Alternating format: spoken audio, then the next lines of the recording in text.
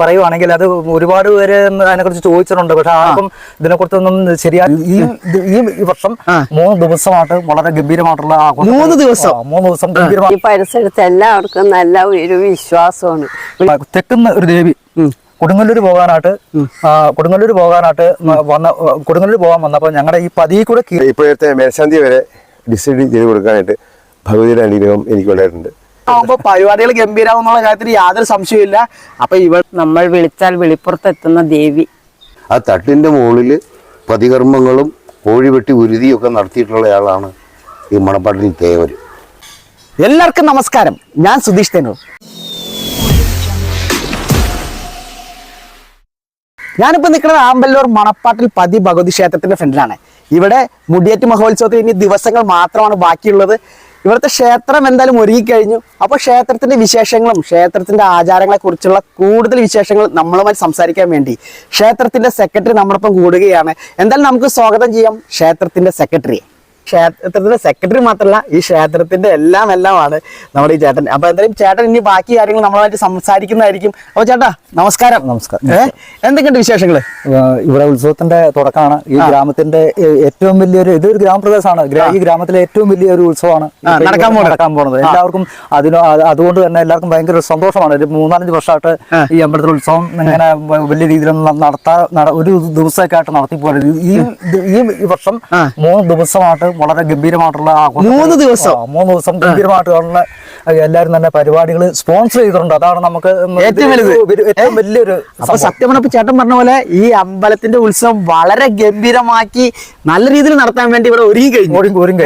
അപ്പൊ എന്തായാലും നമുക്ക് ക്ഷേത്രത്തിന്റെ ഐതിഹ്യത്തെ കുറിച്ച് പ്രേക്ഷകർക്ക് വേണ്ടി അത് പറയുവാണെങ്കിൽ അത് ഒരുപാട് പേര് അതിനെക്കുറിച്ച് ചോദിച്ചിട്ടുണ്ട്. പക്ഷെ ആർക്കും ഇതിനെക്കുറിച്ചൊന്നും ശരിയായ രീതിയിലൊന്നും അറിയാൻ പാടില്ല. ഇതിന് മുൻപ് ഇരുന്ന ആൾക്കാർക്കാണെങ്കിൽ പോലും ഇതിനെക്കുറിച്ച് നല്ല രീതിയിൽ രാമിന് പൂർവികരായിട്ട് നമ്മുടെ ഇവിടെ ഇരുന്ന പൂർവികരായിട്ട് സംസാരിച്ച് ഇതിനെക്കുറിച്ച് ഒരു ധാരണ എന്റെ മനസ്സിലുണ്ട്. അല്ലാതെ ഞാൻ കുഞ്ഞിലെ ഇവിടെ തന്നെ വളർന്നതാണ്. ഒരു 10 കുഞ്ഞിലെ തൊട്ട് ഇത് കാണുന്നതും ഇവിടുത്തെ ചടങ്ങുകളും കാര്യങ്ങളും. ഇന്നിപ്പോ ക്ഷേത്രം ഇത് ഇങ്ങനെ ആയി നിൽക്കുന്നത് തന്നെ ഇതിന് ഉത്ഭവം ഞങ്ങളുടെ പതിന്ന് തന്നെയാണ്. നമുക്ക് ഇതിന്റെ നേരെ താഴത്ത് പതിയുണ്ട്. പതി പടിഞ്ഞാട്ടും ഈ ക്ഷേത്രം കിഴക്കോട്ടും തിരിഞ്ഞാണ് ഇരിക്കുന്നത്. അപ്പൊ ഇതിനൊരു ദേവി ഇവിടുത്തെ ദേവിക്കും ഇവിടുത്തെ പിതൃക്കൾക്കും മൂർത്തികൾക്കൊക്കെ എല്ലാ വശവും കാണാവുന്ന ഈ ലോകം തന്നെ ഇങ്ങനെ പിടിച്ചു വെച്ചുകൊണ്ട് നിൽക്കുന്ന ഒരു അന്തരീക്ഷമാണ് ഇവിടെ മറ്റേ ജ്യോത്സ്യന്മാരും മറ്റവരൊക്കെ സംസാരിച്ചിരിക്കുന്നത്. പിന്നെ ഈ ക്ഷേത്രത്തിന്റെ ഉത്ഭവം എന്ന് പറയുമ്പോഴത്തേക്കും ഈ ക്ഷേത്രം വരുന്നതിന് മുമ്പ് ഇവിടെ ഒരു പതിയുണ്ട്. ആ പതിയിലാണ് ഇതിന്റെ ഉത്ഭവം തന്നെ വന്നത്. ഇതെല്ലാം അവിടെ തന്നെയാണ് ഇരുന്നത്. ഈ ക്ഷേത്രം ഇവിടെ വരുമ്പോ തന്നെ അത് ഇങ്ങോട്ട് വരാനുള്ള കാരണം എന്ന് പറഞ്ഞിട്ടുണ്ടെങ്കിൽ ഞങ്ങള് അവിടെ പതിയില് ഒരു ദേവപ്രശ്നം എടുത്തപ്പോഴത്തേക്കും എല്ലാവർക്കും ഒരു അസ്വസ്ഥതയും കാര്യങ്ങളും എല്ലാ കുടുംബത്തും ഇതിൽ കുടുംബപരമായിട്ടുള്ള ഒരു പതിയാണ്. പതി എന്ന് പറയുമ്പോൾ പറയുമ്പോൾ അറിയാലോ അത് കുടുംബപരമായിട്ടാണ്. അപ്പൊ അങ്ങനെ വന്നപ്പോഴത്തേക്കും അവിടെ ദേവപ്രശ്നം എടുത്തപ്പോഴത്തേക്കും തെളിഞ്ഞു കണ്ടത് ഇങ്ങനെ തെക്കുന്ന ഒരു ദേവി കൊടുങ്ങല്ലൂർ പോകാൻ വന്നപ്പോൾ ഞങ്ങളുടെ ഈ പതിയിൽ കൂടെ കയറിയാണ് വന്നത്. പുള്ളിക്കാരത്തേക്ക് ഇവിടെ വന്ന് പതി കണ്ടു കഴിഞ്ഞപ്പോഴത്തേക്കും പതി ഇഷ്ടപ്പെട്ട് ഈ സ്ഥലം ഇഷ്ടപ്പെട്ട് പുള്ളിക്കാരത്തി അങ്ങനെ ഇരിപ്പുറപ്പിച്ചത് അവിടെ ഇരുന്ന് അങ്ങനെ അപ്പൊ അങ്ങനെയാണ് കൊടുങ്ങല്ലൂർ അമ്മയുടെ അനീതിയാണ്. അപ്പൊ അതുകൊണ്ട് തന്നെയാണ് ഈ ക്ഷേത്രത്തിന് കൊച്ചു കൊടുങ്ങല്ലൂർ അമ്മ എന്ന നാമകരണം തന്നെ വന്നത്. അതല്ലേ വരാൻ കാരണം അത് തന്നെയാണ്. അത് പ്രത്യേകിച്ച് എടുത്ത് പറയേണ്ട കാര്യമില്ല. ഇത് നൂറ്റാണ്ടുകൾ പഴക്കമുണ്ട് ഈ ക്ഷേത്രത്തിനല്ല പതിക്ക് അവിടെ മിക്കവാറും മറ്റുള്ള ക്ഷേത്രങ്ങളുടെ പ്രധാനപ്പെട്ട ക്ഷേത്രങ്ങൾക്കൊക്കെ മുന്നിൽ തന്നെ ഒരു കുറച്ച് മൂത്തുകൾ ഇരിപ്പുണ്ടല്ലോ. ഇതൊക്കെ ഇതേപോലെ പതികൾ അവിടെ ഉണ്ടായി. ആ പതിയിലൂടെയാണ് ഈ ക്ഷേത്രങ്ങളൊക്കെ വന്നേക്കണത്. അതേപോലെയാണ് ഇപ്പൊ ഇതിന്റെ ഉത്ഭവം എന്ന് പറയാൻ പറ്റും. അതല്ലേ അപ്പൊ അങ്ങനെ നല്ല ചൈതന്യത്തോടു കൂടി ഇരിക്കേണ്ട. അപ്പൊ ഇതിന്റെ പൂർവികർ ഇത് വിൽക്കാനുള്ള ഇതൊക്കെ എടുത്ത് മാറ്റി വിൽക്കാനുള്ള ജ്യോത്സ്യന്മാര് പറഞ്ഞ് ഇത് വിൽപ്പന നടക്കില്ല. ഇത് സാവകാശം വലിയൊരു ക്ഷേത്രമായി വരേണ്ടതാണ്. അപ്പൊ അത് അദ്ദേഹം പറഞ്ഞതുപോലെ തന്നെ ഇപ്പൊ നല്ല മാറ്റങ്ങൾ ശരിക്കും സംഭവിച്ചു. അത് മാത്രമല്ല എല്ലാവർക്കും ജോലി കിട്ടാത്തവർക്ക് ജോലി അതൊക്കെ കിട്ടിയവരൊക്കെ ഇവിടെ മുടിയേറ്റ് വഴിപാടായിട്ട് കഴിക്കുമായിരുന്നു. അതല്ലേ മുടിയേറ്റ് വഴിപാട്ട് കഴിക്കാണ്. അതൊക്കെ ശരിക്കും എനിക്ക് തന്നെ ചിലർ പറഞ്ഞാൽ നമുക്ക് തന്നെ അത്ഭുതം തോന്നിപ്പോയിട്ടുണ്ട്. ഓരോരുത്തരുടെ ഇങ്ങോട്ട് എന്തെങ്കിലും വഴിപാട് തീരുമാനിക്കുമ്പോൾ തന്നെ അവരുടെ കാര്യം നടക്കുമെന്നാണ് പറഞ്ഞത്. അതല്ലേ അതുകൊണ്ട് തന്നെ ഈ വർഷത്തെ മുടിയേറ്റ് സ്പോൺസറാണ്. ഇനിയിപ്പോ അടുത്ത വർഷത്തെ മുടിയേറ്റ് സ്പോൺസറാണ് വന്നു കഴിഞ്ഞു. ബുക്കിംഗ് ആയി കഴിഞ്ഞു. അപ്പോൾ ഈ ക്ഷേത്രത്തിന്റെ ഐതിഹ്യത്തെ കുറിച്ചും ഇത്രയും കാര്യങ്ങൾ സംസാരിക്കുമ്പോൾ പ്രേക്ഷകരെ നിങ്ങൾ ഒന്നറിയേണ്ടത് ഈ ക്ഷേത്രം സ്ഥിതി ചെയ്യുന്നത് എവിടെയാണെന്നുള്ളതാണ്. ഇത് നമ്മുടെ ആമ്പല്ലൂർ എവിടെയാണെന്നുള്ളത് അതും സെക്രട്ടറി തന്നെ നമുക്ക് വേണ്ടി കറക്റ്റായി സംസാരിക്കുന്നതായിരിക്കും. ഇത് ആമ്പല്ലൂര് നമ്മുടെ എറണാകുളം ജില്ലയാണ്. എറണാകുളം ജില്ലയില് എറണാകുളം ജില്ല കോട്ടയം എറണാകുളം റൂട്ടില് റൂട്ട്. വരുന്ന ഭക്തജനങ്ങള് ഇപ്പൊ ഇവിടെ എവിടെയാണ് ഇറങ്ങേണ്ടത്? ഇവിടെ കാഞ്ഞിരമറ്റം ലിമിറ്റഡിന് വരുന്ന ഒരു കാഞ്ഞിരമറ്റത്ത് ഇറങ്ങിയ കാഞ്ഞിരമറ്റം മില്ലിങ്കൽ ഒരു സ്റ്റോപ്പ് ഉണ്ട്. സ്റ്റോപ്പ് ഉണ്ട്. അവിടെ നിന്ന് ഒരു 80 രൂപ കൊടുത്ത ഓട്ടോറിക്ഷയ്ക്ക് ഇവിടെ എത്താൻ പറ്റും. ഈ ക്ഷേത്രത്തിൽ എത്തിച്ചേരാൻ പറ്റും. അപ്പൊ അത് പ്രേക്ഷകരായിട്ട് പറയാൻ കാരണം എന്താ വെച്ചാൽ പല ആളുകളും ഇതുപോലത്തെ അമ്പലങ്ങളുടെ വീഡിയോ ചെയ്യുമ്പോൾ അവര് എങ്ങനെയാണ് എത്തുക എന്നുള്ള ഒരു ചോദ്യം വരാറുണ്ട്. അപ്പൊ അങ്ങനെ ചോദ്യം ചോദിക്കുന്ന ഭക്തജനങ്ങൾക്കുള്ള ഒരു മറുപടിയാണ് നമ്മുടെ സെക്രട്ടറി വളരെ വിശദമായിട്ട്, അതായത് ഇന്ന സ്ഥലത്ത് ഇറങ്ങി ഓട്ടോറിക്ഷ വിളിച്ച് ഇന്ന ക്ഷേത്രത്തിൽ എത്താന്നുള്ളതാണ് കറക്റ്റായി പറഞ്ഞിരിക്കുന്നത്. അപ്പൊ ഇനി ക്ഷേത്രത്തിൽ ഉത്സവം എന്നാണ്? ഇനി അതാണ് പ്രേക്ഷകരെ വേണ്ടത്. ഉത്സവം ആണ് അടുത്തെന്ന് പറയുമ്പോഴത്തേക്കും ഇവിടുത്തെ ഉത്സവം ഏപ്രിൽ 10, 11, 12 ദിവസങ്ങളിലാണ് ഇവിടെ ഉത്സവം നടക്കുന്നത്. അപ്പൊ ഈ ഉത്സവം എന്ന് പറയുമ്പോഴത്തേക്കും കാളവരവ്, തടി വഴിപാട് വരവ്, താലം വരവ്. അത് കാളവരവ് എന്നൊക്കെ പറഞ്ഞാൽ ഭയങ്കര ഒരു ആഘോഷമാണ്. ആഘോഷം എന്ന് പറഞ്ഞിട്ടുണ്ടെങ്കിൽ ഇവിടെ ഉത്സവം കാണാൻ പറ്റുന്ന വന്നവർ തന്നെ പറഞ്ഞിട്ടുണ്ട്, ഇതേപോലെ ഇത് എങ്ങനെ നിങ്ങൾക്ക് സംഘടിപ്പിക്കാൻ പറ്റണം. ഇത് ശരിക്കും പറഞ്ഞാൽ ഇത് പാലക്കാട് മേഖലയില് ഇവിടെ എന്റെ അനിയൻ സോഹിൻ രാജ് എന്ന് പറഞ്ഞ അദ്ദേഹം, അവൻ പാലക്കാടും തൃശ്ശൂരൊക്കെ നിന്നാണ് വളർന്നു. അപ്പൊ അതിന്റെ രീതിയിൽ ആ വടക്കൻ കലകളൊക്കെ ഒരുപാട് അവനിലൂടെ ഈ ക്ഷേത്രത്തിലേക്ക് എത്തിയിട്ടുണ്ട്. ആദ്യം തന്നെ ഇവിടെ നടന്നത് തെയ്യായിരുന്നു. തെയ്യം തന്നെ 25 ഖണ്ഡകർണ തെയ്യം, ഭദ്രകാളി തെയ്യം, അങ്ങനെ തേച്ചാമുണ്ടി തെയ്യം, അങ്ങനെ 10-20 തെയ്യം ഇവിടെ അധിഷ്ഠാന കലയായിട്ട് വടക്കൻ മലബാറിൽ നിന്ന് വന്ന് ഇവിടെ കളിച്ചാണ്. ആദ്യമൊക്കെ അതായിരുന്നു ഒരിടയ്ക്ക്. അപ്പൊ ആൾക്കാർക്ക് അതുകൊണ്ട് തന്നെയാണ് ഈ ക്ഷേത്രം പെട്ടെന്ന് ഇച്ചിരി ഫേമസ് ആയി പോയായിരുന്നു. അതല്ലേ എറണാകുളം ജില്ല വരെ, എറണാകുളത്ത് നിന്ന് വരെ ആൾക്കാർ ചോദിച്ചിട്ടുണ്ട് ഈ തെയ്യം നടക്കുന്ന ക്ഷേത്രം എവിടെയെന്ന് വിളിച്ചു ചോദിച്ചിട്ടുണ്ട്. അതല്ലേ അപ്പൊ ഇങ്ങോട്ട് വരാനുള്ള വഴിയൊക്കെ ചോദിച്ചു. അപ്പൊ പിന്നെ എന്തെങ്കിലും വഴി ചോദിക്കുന്ന നമ്മൾ കറക്റ്റായി പറഞ്ഞു കൊടുത്തു കഴിഞ്ഞു. ഇപ്പൊ ഇവിടെ മുകളിൽ ഇതുപോലെ പ്രതിഷ്ഠ വന്നിട്ട് എത്ര വർഷമായി? ഇത് പ്രതിഷ്ഠ വന്നിട്ട് ഒരു 15-16 വർഷത്തോളമായിട്ടുണ്ട്. അതല്ലേ അമ്പലത്തിന്റെ പ്രതിഷ്ഠ. അത് വർഷങ്ങള് ഞങ്ങള് ആലോചിച്ച് കമ്മിറ്റി ഇതൊക്കെ കൂടി പല തടസ്സങ്ങളും ഒക്കെ വന്ന് അതിനെ തരണം ചെയ്ത് പിന്നെ അത് ആദ്യത്തെ പ്രതിഷ്ഠയുടെ സമയത്ത് ഇതിന്റെ മെയിനായിട്ട് എൻ്റെ ഒരു കൊച്ചിച്ചനായിരുന്നു രാജപ്പൻ എന്ന് പറഞ്ഞ അദ്ദേഹം മരിച്ച്, അദ്ദേഹം പ്രതിഷ്ഠയുടെ സംബന്ധമായിട്ട് അത് പ്രസംഗത്തിൽ തന്നെ പറഞ്ഞിട്ടുണ്ടായിരുന്നു, ഒരാൾ മരിച്ചു പോകും പ്രതിഷ്ഠയ്ക്ക് തടസ്സമാണെന്ന് പറഞ്ഞായിരുന്നു. പിന്നെ ഒരു വർഷം കഴിഞ്ഞിട്ടാണ് ഒരു മീനൻ രോഹണിൽ ഈ അമ്പലത്തിന്റെ പ്രതിഷ്ഠ നടക്കുന്നത്. അപ്പൊ അങ്ങനെ നല്ല രീതിയിൽ നടന്ന അന്ന് വെറും കാട് പിടിച്ചു നടക്കുന്ന സ്ഥലമായിരുന്നു ഈ ഏരിയ. തന്നെ ഒരു ഉത്സവമാണ് നടത്തിയത്. അത് മുടിയേറ്റ് ഈ അമ്പലം ചെറിയ ക്ഷേത്രത്തിന്റെ ഈ ഗ്രൗണ്ടിൽ തന്നെ ഉള്ളിലാണ് നടന്നത്. ഇന്നിപ്പോ ക്ഷേത്രം ഭയങ്കര ഫേമസ് ആയെങ്കിൽ പോലും നമുക്ക് ഇപ്പൊ അമ്പലത്തിന്റെ 3 സെന്റ് സ്ഥലത്തിന്റെ ഉള്ളിൽ നിന്നുകൊണ്ടാണ് ഞങ്ങള് പല കാര്യങ്ങളും ചെയ്യുന്നത്. അപ്പൊ ഞങ്ങൾക്കൊരു പരിമിതിയുണ്ട്. ഇപ്പൊ സ്ഥലം പലരും തരാന്ന് പറഞ്ഞ് ഇച്ചിരി പൈസയെങ്കിലും കൊടുക്കാണ്ട് നമുക്ക് മേടിക്കാൻ പറ്റില്ലല്ലോ. അപ്പൊ ഇതില് ഈ സ്ഥലം മേടിക്കാൻ ഒരു നിർവാഹം പല വഴിയും നോക്കിയിട്ടൊന്നും നടക്കണില്ല. പിന്നെ ദേവി എങ്ങനെയെങ്കിലൊക്കെ അത് സംഘടിപ്പിച്ച് നമുക്ക് തരും. ഇപ്പൊ നിങ്ങൾ ഇത് കാണുന്നവരാണെങ്കിലും സഹായിക്കാൻ പറ്റുന്നവര് ഞങ്ങളുടെ ഗൂഗിൾ പേ ഉണ്ട്, യൂണിയൻ ബാങ്കിൽ ഞങ്ങൾക്ക് അമ്പലത്തിന്റെ അക്കൗണ്ട് ഉണ്ട്. ആ സ്ഥലം മേടിക്കാനായിട്ട് നിങ്ങൾക്ക് പറ്റാവുന്ന സ്ഥലം നിങ്ങളൊന്ന് പ്രാർത്ഥിച്ചു തന്നെ കേട്ടോ. നമ്പറിൽ കോൺടാക്ട് ചെയ്യാൻ ഗൂഗിൾ പേ എടുത്തുണ്ട്. ഗൂഗിൾ പേ അമ്പലത്തിലേക്ക് അക്കൗണ്ടിലേക്ക് നേരിട്ടാൽ മതി. അപ്പൊ ഗൂഗിൾ പേയുടെ സ്കാനറും നമുക്ക് കോൺടാക്ട് ചെയ്യാനുള്ള ഫോൺ നമ്പർ എല്ലാം ഈ താഴെ കാണുന്നതിൽ നിങ്ങൾക്ക് ചെയ്യാവുന്നതാണ്. അപ്പൊ നിങ്ങൾക്ക് കൂടുതൽ കാര്യങ്ങൾ അറിയാൻ പറ്റും. കാരണം നമ്മളിപ്പോ ഒരു ക്ഷേത്രത്തെ കുറിച്ച് പറയുന്നതിനേക്കാൾ നിങ്ങൾക്ക് ഇവിടെ നേരിട്ട് വരാം, ക്ഷേത്രത്തെ കാണാം, ഇവിടുത്തെ ചുറ്റുപാടുകൾ കാണാം. അതിൽ നിങ്ങൾക്ക് എന്തായാലും ഒരു കുറവും വരില്ല. പിന്നെ എനിക്ക് ഉത്സവത്തില് ഈ വർഷത്തെ ഉത്സവം കമ്മിറ്റികളൊക്കെ വളരെ പതുക്കെ കൂടിയ ഞാൻ സാവകാശമാണ് അമ്പലത്തിലേക്ക് സെക്രട്ടറി ആയിട്ട് വരുന്നത്. അപ്പൊ അതിൻ്റെതായ സാമ്പത്തിക നിരക്കും ഇവിടെ ഉണ്ട്. അപ്പൊ നിങ്ങള് ഈ വീഡിയോ കാണുന്ന പ്രേക്ഷകർ ഈ അമ്പലത്തിന്റെ ഈ വർഷത്തെ ഉത്സവത്തിന് സഹായിക്കാൻ പരമാവധി ഞങ്ങളെ സഹായിക്കണം. ഗൂഗിൾ പേ എന്തെങ്കിലും സംഭാവനകൾ തന്ന് ഞങ്ങളെ സഹായിക്കണം. ഞങ്ങൾ ഇന്നെന്ന് പറയാനില്ല. അതെ, കാണുന്ന പ്രേക്ഷകർ അതായത് ഭക്തജനങ്ങള് നിങ്ങളാൽ കഴിയാവുന്ന സഹായം ചെയ്ത് അമ്പലത്തിന്റെ ഉത്സവം വളരെ ഗംഭീരമാക്കാൻ സഹായിക്കണമെന്ന് വിനയത്തിന്റെ ഭാഷയിൽ അഭ്യർത്ഥിക്കുകയാണ്. അല്ലെ തീർച്ചയായിട്ടും നിങ്ങളാണ് ഈ നാടിന്റെ തന്നെ ഒരു ഉത്സവമാണ്. ഈ നാടിന്റെ അല്ല, ഈ ദേശത്തിന്റെയാണ്. അപ്പൊ അത് നിങ്ങളുടെ ഉത്സവമായിട്ട് കണ്ടുകൊണ്ട് നിങ്ങൾ കൂടെ ഇവിടെ മഹാപ്രസാദ കൂട്ടുണ്ട്. ദൂരദേശം വരെ ആൾക്കാർ ഇവിടെ വന്നുകൊണ്ടിരിക്കുന്ന ഒരു ക്ഷേത്രമാണ്. പ്രസാദ കൂട്ടിന് തന്നെ ആൾക്കാർ ഇവിടെ ഇഷ്ടംപോലെ ആൾക്കാർ ദൂരദേശം തന്നെ വരുന്നുണ്ടല്ലേ? അപ്പൊ നമ്മുടെ ക്ഷേത്രത്തിന്റെ ഉത്സവം തുടങ്ങുന്ന ആദ്യത്തെ ദിവസം ഏപ്രിൽ 10. ഏപ്രിൽ 10-നാണ് കൊടിയേറുന്നത്. അപ്പൊ ഏപ്രിൽ 10-ന് കൊടിയേറും.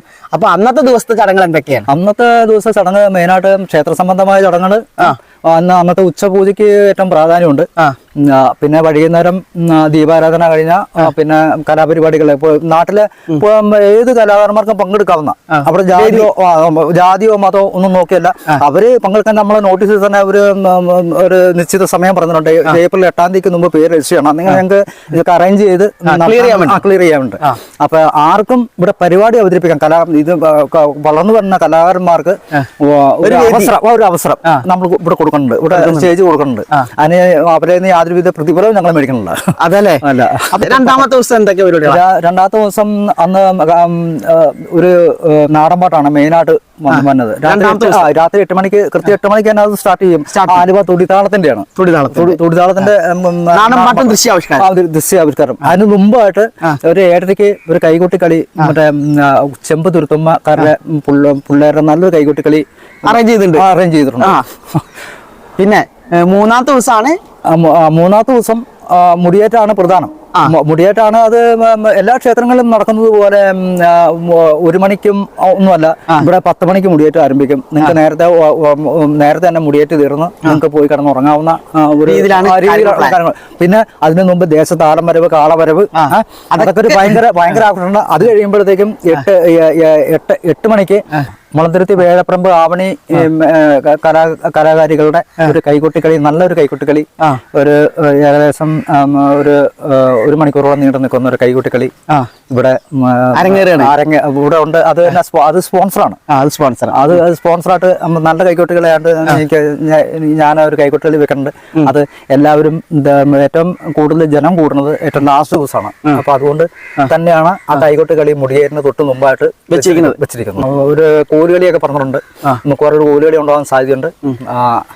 അങ്ങനെ ഒരു ഗംഭീരമായ ഉത്സവമാണ്. ഗംഭീരമായ ഉത്സവം എന്ന് പറഞ്ഞാൽ ഗംഭീരമായ ഉത്സവം തന്നെയാണ് ഇവിടെ ഒരുങ്ങിയിരിക്കുന്നത്. അതിന്റെ ഒരുക്കങ്ങൾ എന്തായാലും അത്യാവശ്യം എല്ലാവരും പൂർത്തീകരിച്ചിരിക്കുകയാണ്. ഇനി അതിന്റെ പിരിവും കാര്യങ്ങളൊക്കെ ആയിട്ട്, കാരണം ഏതൊരു പരിപാടിയും വിജയം എന്ന് പറയുന്നത് സംഭാവനകളാണ്. അപ്പൊ സംഭാവനകൾ ഗംഭീരമാകുമ്പോൾ പരിപാടികൾ ഗംഭീരമാകും എന്നുള്ള കാര്യത്തിൽ യാതൊരു സംശയമില്ല. അപ്പൊ ഇവിടുത്തെ മഠത്തിൽ പതി ഭഗവതി ക്ഷേത്രത്തിലെ ഉത്സവത്തിന് ഇവിടെ ഒരുക്കങ്ങൾ അത്യാവശ്യം കഴിഞ്ഞു തന്നെ പറയാം അല്ലെ. ഇനി പിരിവിലൂടെയാണ് ബാക്കി കാര്യങ്ങൾ മുന്നോട്ട് പോകേണ്ടത്. അപ്പൊ നമ്മുടെ ഈ വീഡിയോ കാണുന്ന പ്രേക്ഷകർ, നിങ്ങൾക്ക് നിങ്ങളാൽ കഴിയാവുന്ന സംഭാവനകൾ ഈ കാണുന്ന ഗൂഗിൾ പേയിൽ സ്കാൻ ചെയ്തോ അല്ലെങ്കിൽ നമ്പറിലോ നിങ്ങൾക്ക് ചെയ്യാവുന്നതാണ്. അപ്പോൾ ഈ ക്ഷേത്രത്തെ നിങ്ങൾ ചേർത്ത് പിടിക്കുക. എല്ലാവർക്കും നമസ്കാരം. ആമ്പല്ലൂർ മണപ്പാട്ടിൽ പതി ഭഗവതി ക്ഷേത്രത്തിലെ മുടിയേറ്റ് മഹോത്സവത്തോടനുബന്ധിച്ച് നടക്കുന്ന ഏപ്രിൽ 10, 11, 12 തീയതികളിൽ എല്ലാവരെയും ഈ ക്ഷേത്രത്തിലേക്ക് സ്വാഗതം ചെയ്യുന്നു. നമ്മൾ വിളിച്ചാൽ വിളിപ്പുറത്തെത്തുന്ന ദേവി. എല്ലാവരെ കൊണ്ട് എന്ത് സഹായം ചെയ്യാൻ പറ്റുമെങ്കിലും ഈ ദേവിയിലേക്ക് സമർപ്പിക്കുക. ഞങ്ങളിവിടെ വന്ന് താമസിക്കണതാണ്. പക്ഷെ എങ്കിലും ഈ അമ്പലത്തിൽ ഞാൻ എല്ലാ കാര്യങ്ങളും നടത്തുകയും കൊടുക്കുകയും എല്ലാ സഹായവും ചെയ്യണുണ്ട്. എനിക്കും അതുപോലെ, എനിക്കല്ല ഈ പരിസരത്ത് എല്ലാവർക്കും നല്ല ഒരു വിശ്വാസമാണ്. വിളിച്ചാൽ വിളിപ്പുറത്ത് എത്തണ ദേവിയാണ്.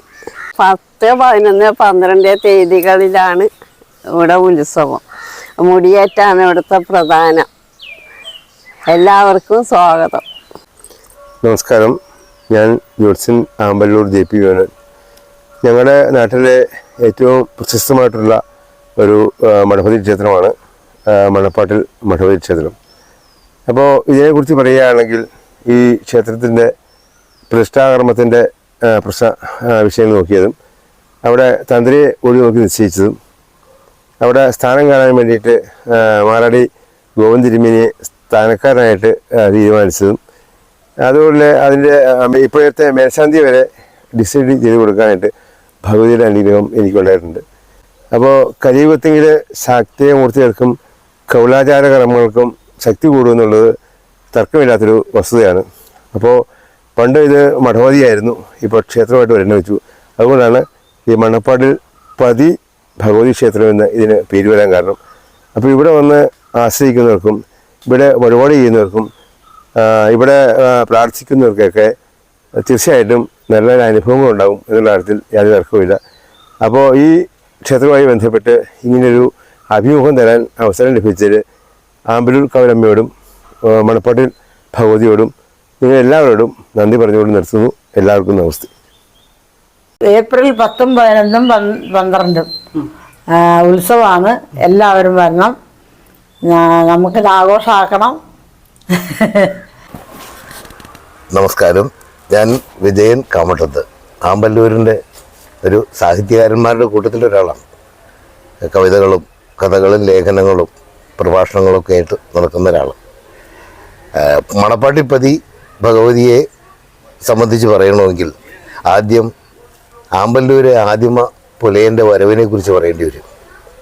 എൻ്റെ അന്വേഷണത്തിൽ ഞാനത് ഒരു പുസ്തകത്തിൽ ആ ഭാഗം ഉൾപ്പെടുത്തിയിട്ടുണ്ട്. ഞാൻ മുറുക്കാൻപെട്ടി എന്ന് പറഞ്ഞ ആമ്പല്ലൂരിൻ്റെ കഥയെ പറഞ്ഞ് കൊണ്ടൊരു പുസ്തകം എഴുതിയപ്പോൾ അതിൽ ഞാൻ പെടുത്തിയിട്ടുണ്ടത്, പൂർണ്ണമായില്ല എങ്കിലും.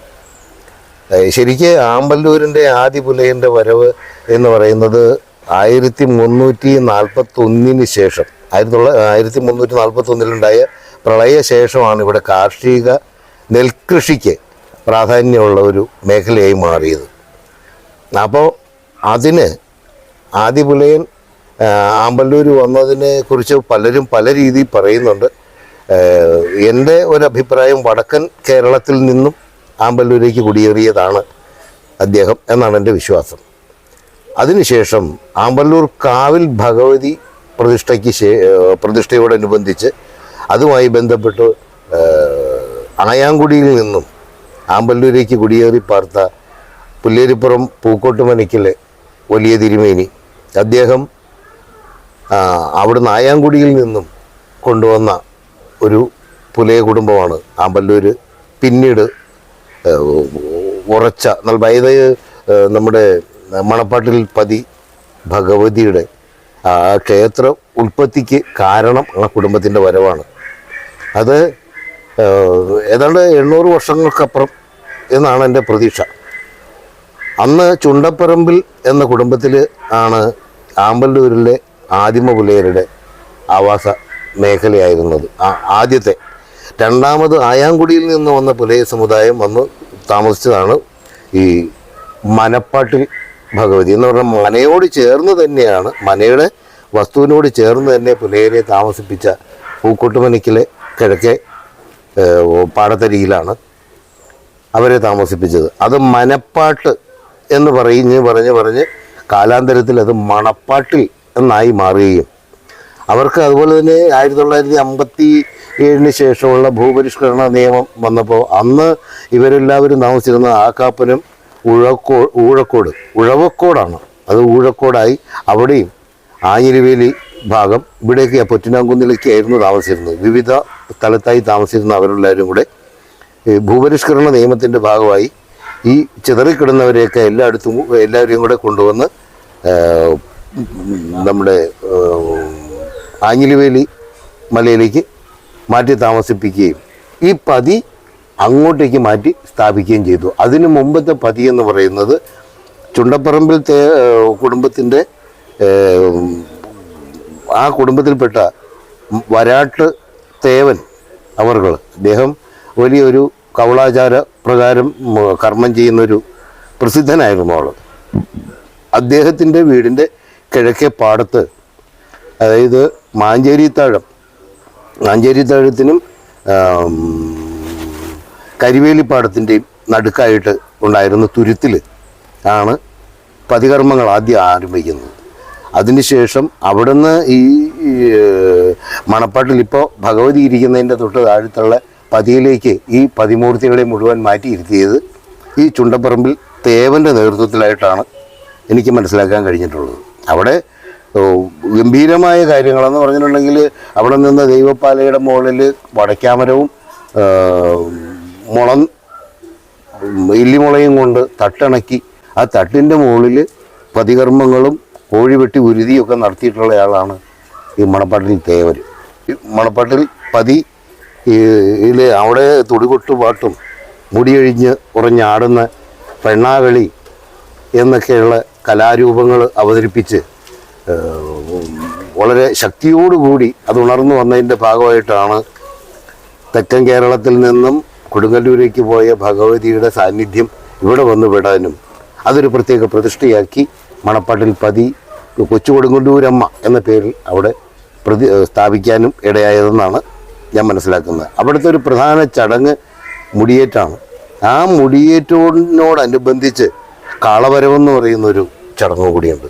അത് ശരിക്കും മേഷാദി, ഉഗാദി എന്നൊക്കെ പറയുന്ന മേടമാസം ആരംഭത്തോടു കൂടി യുഗത്തിൻ്റെ ആദ്യ ദിവസം ഇന്നും മേടത്തിൻ്റെ ആദ്യ ദിവസമൊന്നും ഒക്കെ കൽപ്പിക്കുന്ന ആ മേഷാദി ഉഗാദി എന്നുള്ള പ്രയോഗത്തിൻ്റെ അടിസ്ഥാനത്തിൽ ആ കാലത്ത് കാളയുള്ള വീടുകളിൽ നിന്നും അവയെ കുളിപ്പിച്ച് അലങ്കരിച്ച് പാടത്തേക്ക് കന്നി ഉഴവിന് പാടത്തേക്ക് എഴുന്നള്ളിക്കുന്ന ആ ചടങ്ങാണ് ശരിക്കും ഈ കാളവരവെന്നാണ് ഞാൻ മനസ്സിലാക്കിയിട്ടുള്ളത്. വടക്കൻ കേരളത്തിൻ്റെ ഒരു പ്രധാന ആചാരമാണത്.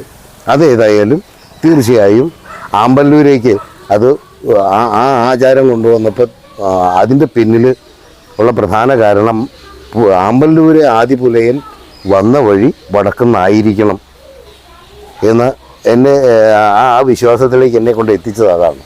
ഏതായാലും നാടിൻ്റെ നന്മയുമായിട്ട് മണ്ണിൻ്റെ മണം തിരിച്ചറിയുന്ന മണ്ണിനെ ഉണർത്തുപാട്ടുകാരായ പുലയ സമുദായത്തിൻ്റെ സാന്നിധ്യം ഉള്ളിടത്തെ അന്നം മുട്ടാതിരുന്നിട്ടുള്ളൂ. ആമ്പല്ലൂരിൻ്റെ അന്നദാതാക്കളായി ഒരു ഘട്ടം മുഴുവൻ ഇവിടെ നിലനിന്നിരുന്ന പുലയ സമുദായത്തിന് ഇതുപോലൊരു ആസ്ഥാനം ഉണ്ടാവുകയും നാട്ടുകാരെല്ലാവരും ജാതിമത ഭേദമന്യേ അതിനോട് യോജിച്ചു നിന്ന് ആ മൂർത്തിയെ ഉണർത്തി ഈ നാടിൻ്റെ ഐശ്വര്യത്തിനായി ഒരുക്കിയെടുക്കുന്നു. അതിൻ്റെ അവിടുത്തെ ഉത്സവം ഈ വർഷം 2024 ഏപ്രിൽ 10, 11, 12 തീയതികളിലായിട്ട് അവിടെ ഈ പറയുന്ന ചടങ്ങുകളോടുകൂടി ഉത്സവം നടക്കുകയാണ്. എല്ലാവരും അതിൽ പങ്കെടുക്കണം. ഞാനും എല്ലാ വർഷവും പങ്കെടുക്കാറുള്ള ആളാണ്. അത് ഈ നാടിൻ്റെ ദ്രാവിഡ സംസ്കാരത്തിൻ്റെ പുതിയ പതിപ്പായി അതിൻ്റെ പൂർവ്വകാലത്തെ ആചാരങ്ങളുടെ നിലനിൽപ്പിനായി അതിനെ പുനരുദ്ധരിച്ചു കൊണ്ടുവരാനും നിലനിർത്തി കൊണ്ടുപോകാനും നമ്മുടെ ഈ നാട്ടിലുള്ള മുഴുവൻ ആളുകളും പ്രതിജ്ഞാബദ്ധരാണ്. അതിനായി എല്ലാവരും ഒരുങ്ങി മണപ്പാട്ടിൽ പതി ഭഗവതി ക്ഷേത്രത്തിൻ്റെ ഉത്സവത്തിലേക്ക് എത്തണമെന്നും അഭ്യർത്ഥിക്കുകയാണ്. അതുപോലെ ഇങ്ങനെ ഒരു അഭിമുഖം എന്നെ ആവശ്യപ്പെട്ട പതി ഭഗവതി ക്ഷേത്രത്തിൻ്റെ ഭാരവാഹികൾ, പ്രത്യേകിച്ച് സെക്രട്ടറി ആയിരിക്കുന്ന കർണനും അതുപോലെ മറ്റുള്ള അതിൻ്റെ